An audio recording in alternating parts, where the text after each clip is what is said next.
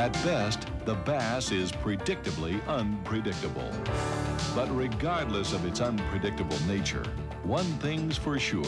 The more bass fishing experience you have, the more knowledge you have of seasonal patterns and how they work, the more bass you're going to catch.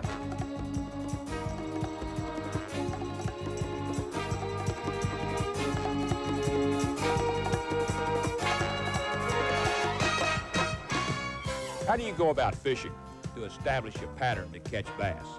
Last week, our Bassmasters cameras went along with world champion Ken Cook and two-time BASS winner Tom Mann Jr. as they fished a strange lake, one they'd never seen before. The time is late April, the spring season, pre-spawn and spawn. Here's Ken and Tom's summary of what they learned over the day's fishing as shown last week on the Bassmasters. About 5-pound fish. That's good fish. For this lake, I think that's excellent bass, really. Yeah, for young lake, they're real healthy. I caught 3 on a spinnerbait and 2 on a jig. I really didn't establish a real good pattern on them. I mean, the fish that I caught were on the outside. Seemed like they were on the outsides of the bushes, more or less suspended kind of around the tops of them instead of being down in them. Yeah, that's kind of what I found too. I went back in one of them medium-sized creek that it was pretty clear, and I started fishing the bank, the best I could get to the bank, and ended up catching a few fish doing that. And caught the better fish, though, suspended in the bigger trees, over fairly deep water, which is evidently pre-spawn type females that are sitting out in deep water, and this water warmed up this afternoon. They just kind of like rise up out of deep water and sit there. They're real spooky. I caught 10, but all of them on the spinnerbait but 1, so. Yeah, I think that was the biggest mistake I made, that I stayed too shallow too long all day. And I fished a jig a lot more. I should have fished a spinnerbait, I think, a lot more. The watercolor was right for spinnerbait. Yeah, it was. The spinnerbait, the fish, some of them were pretty active, hit it up high, but more of them, the better fish especially, hit it on the drop. So I'd like to see a fish swirl or almost like spook, and then I drop it down and boom, they'd really eat it.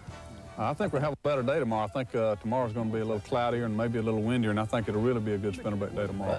Stay tuned. I'm Bob Cobb. The Bassmasters will continue in a moment with part 2 of pattern fishing for bass, the spring season.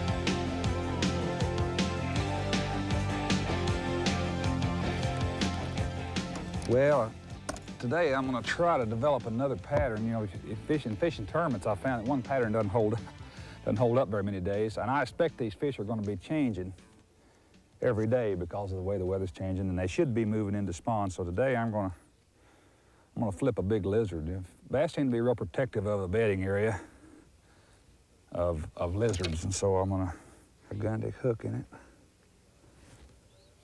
This is really going to, hopefully, I'll either catch bigger bass or more bass with this pattern. Either one of those will be fine. Get my sinker's pegged because it's going to be going into a lot of stuff in the heavier cover, and see if those big females are not holding.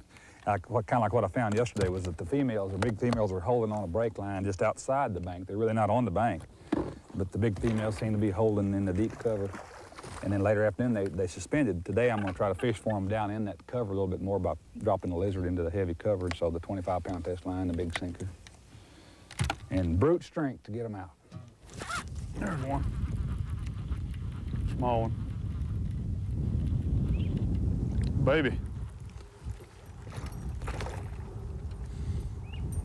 No little buck bass.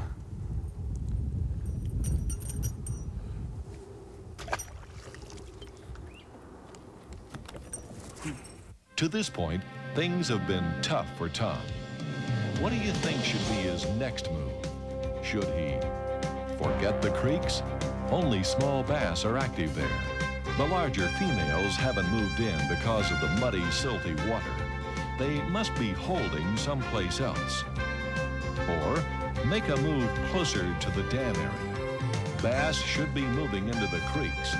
Conditions are right for pre-spawn, spawn activity. Look for clearer water near the dam. Clear water may be the key. Or keep plugging. Keep the right mental attitude. Keep your lure wet. Think what's been learned. Some options have been eliminated.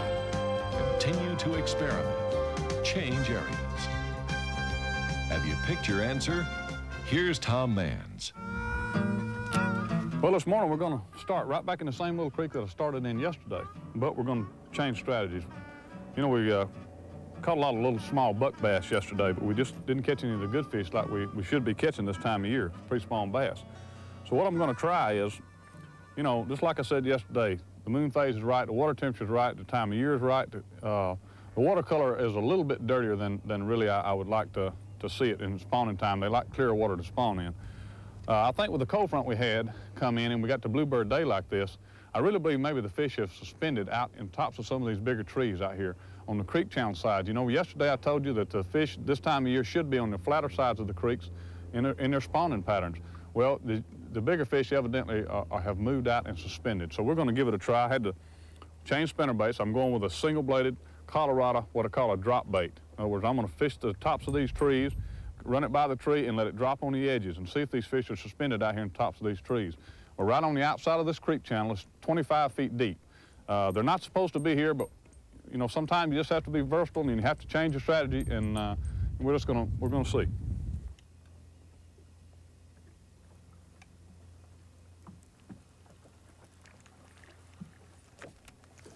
What I'm trying to do with this bait is actually run it right beside the tree or come over the top of those limbs, and then just let the bait drop, vertically drop as close as I can to the outer edge of the tree. And that should be when I get my bite, if they're suspended like I think they are. There he is, little one.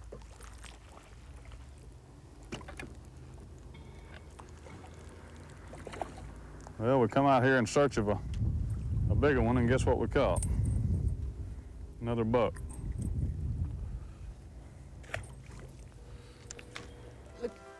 Look, see that bass? Look, he's right on a bed. See right behind, there's two of them. There's two fish on a bed, right behind that tree. The female just swam out.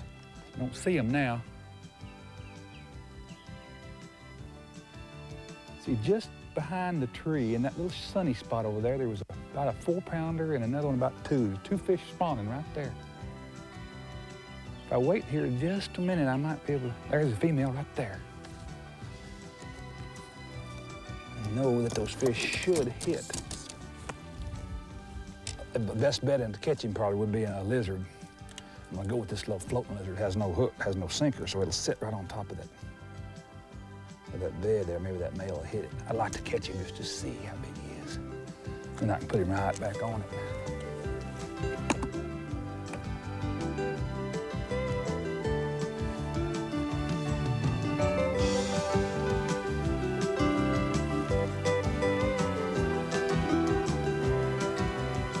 I don't believe he's gonna come back, stay. I don't believe I'm gonna catch him. I just want to watch him.